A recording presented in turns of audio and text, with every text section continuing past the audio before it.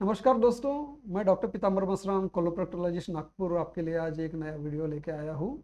आज अपना वीडियो का टॉपिक है कि पाइल्स में लेजर सर्जरी हम कैसे करते हैं। एक्चुअल पाइल्स में लेजर सर्जरी का जो थीम हमने निकाला है कि बिल्कुल पेनलेस कटलेस, वो क्या चीज़ है और आपने कौन से चीज़ों के लिए क्या एक्सपेक्ट करना चाहता है। आज के वीडियो में मैं ये शॉर्टली आपको बताना चाहता हूँ। तो चलो शुरू करते हैं। शुरू करने के पहले अगर चैनल पे आप नए हैं तो सब्सक्राइब करना ना भूलें। और मेरे जो व्यूअर्स है जो पहले से सब्सक्राइब कर चुके हैं मेरे वीडियो को लाइक करना ना भूलें अगर वीडियो पसंद आता है तो। चलो शुरू करते हैं।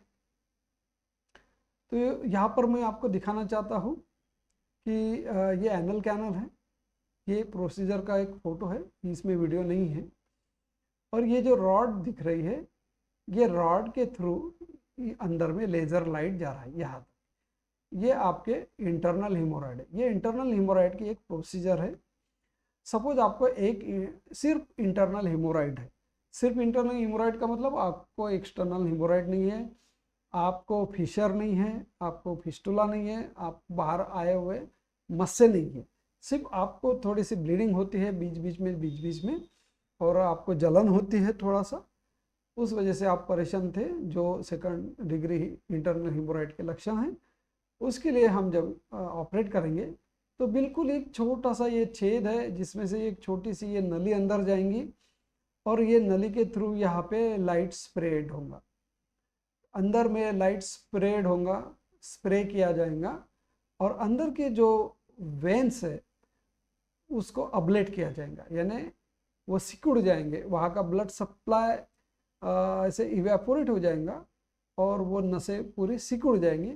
उस वजह से यहाँ से ब्लीडिंग होना बंद हो जाएगा और यहाँ का जो मस्सा है वो छोटा हो जाएगा। तो ये बेसिक प्रिंसिपल है जो जो मैंने अभी आपको बताया है। तो बेसिक प्रिंसिपल क्या है, यहाँ से छोटा सा छेद करना, उस छेद में से ये लाइट सोर्स लेज़र का डालना, उसमें से इधर स्प्रे करना, यहाँ से यहाँ तक लाइट को स्प्रे करना, यानी मशीन चालू करके वो स्प्रेड हो जाता है लाइट। और उसके बाद अंदर के जो वेन्स है उसका जो ब्लड सप्लाई है उसको इवेपोरेट करना, यानी सूखा देना और फिर नसें सिकुड़ जाना। ये प्रिंसिपल है इंटरनल हिमोरॉइड का।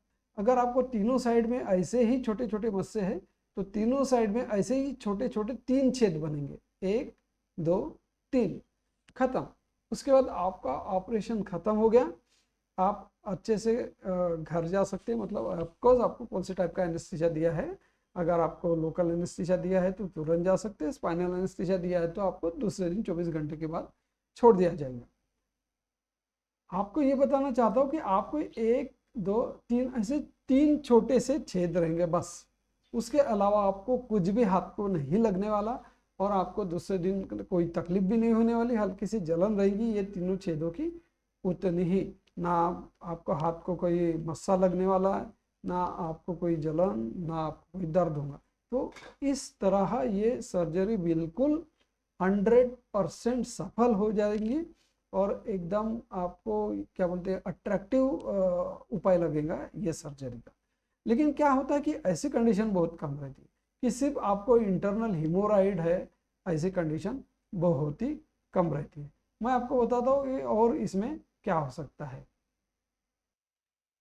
हो सकता है आपको कुछ मस्से भी हो जो बाहर हाथ को लग रहे हो। आपको इंटरनल हिमोराइड भी रहेगा लेकिन साथ में 2-3 मस्से हाथ को लगेंगे, ऐसा भी हो सकता है। हो सकता है आपको इंटरनल हिमोराइड के साथ फिशर भी हो। तो जब फिशर रहता है, जब एक्सटर्नल हिमोराइड रहते हैं, जब इंटरनल हिमोराइड रहते हैं साथ में, तो ये जो लेज़र सर्जरी का जो तरीका है वो बदल जाता है। एक्सटर्नल हिमोराइड के लिए तो चलो खैर ऐसे ही छोटा सा छेद करके उसमें से लाइट दे सकते, लेकिन आपको एक्सटर्नल एनल टैग है, यानी बाहर में जो मस्से हाथ को लगते वो है, तो उसको तो काटना ही पड़ेगा।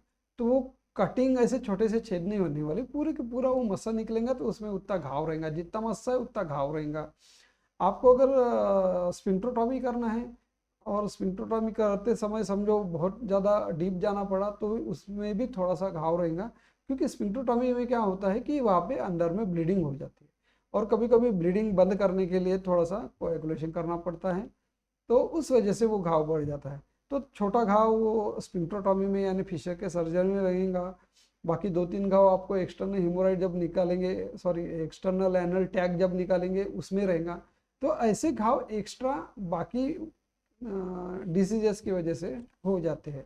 सिंपल आपको अगर इंटरनल हिमोराइड है तो फिर बारीक बारीक छेद ही रहेंगे, लेकिन साथ में आपको ये मस्से वस्से है। एक्चुअली क्या होता है कि एनल टैग जो है वो नहीं निकाले तो भी चलता है, लेकिन बहुत बार पेशेंट का यही कंप्लेंट रहता है कि डॉक्टर साहब आपने तो वो जो हाथ को लग रहे मस्से वो निकाले ही नहीं है। उस वजह से डॉक्टर को निकालना पड़ता, क्योंकि पेशेंट मानने को ही तैयार नहीं रहता कि जो हाथ में जो मस्से लग रहे हैं वो कोई दिक्कत वाली बात नहीं, उसको हाथ को मत से लगे तो वही सोचते रहेगा वो दिन भर। उस वजह से वो मत से निकालना पड़ता है। उस मत से निकालने में बड़े बड़े घाव बन जाते हैं और उस वजह से उसको तकलीफ भी हो जाती है। दूसरी बार फिर पेशेंट वही बोलता है, सर आपने तो लेजर से कर दिया, मेरे को तकलीफ क्यों है?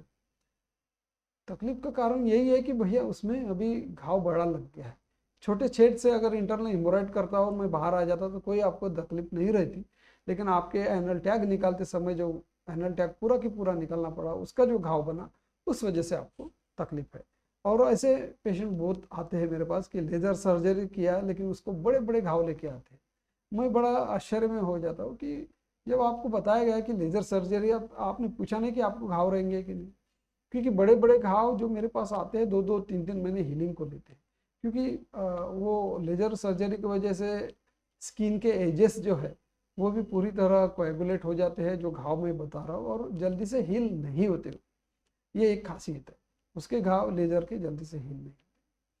तो आज का वीडियो तो खास मैं इसी के लिए बनाया कि आपको आइडिया रहे कि हम लेजर से कैसे छोटे से छेद से ऑपरेशन करते हैं।